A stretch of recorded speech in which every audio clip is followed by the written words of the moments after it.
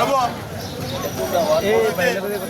এই বিচারপতি অবিলম্বে গ্রেপ্তার করে বিচারের আওতায় আনার জন্য জোর দাবি রেখে ধন্যবাদ।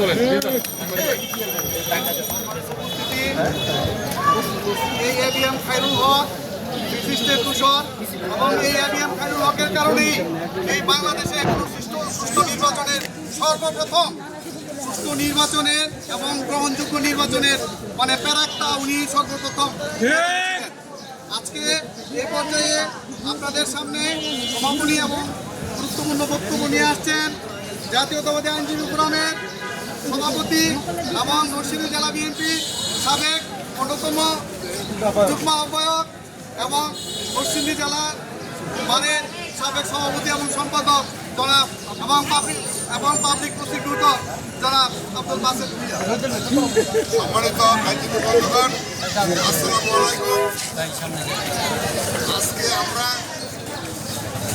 বাংলাদেশ আজকে ধ্বংসের দ্বার প্রান্তে পেয়েছে বিগত সরকার। এই সরকার একক নির্বাচনের মাধ্যমে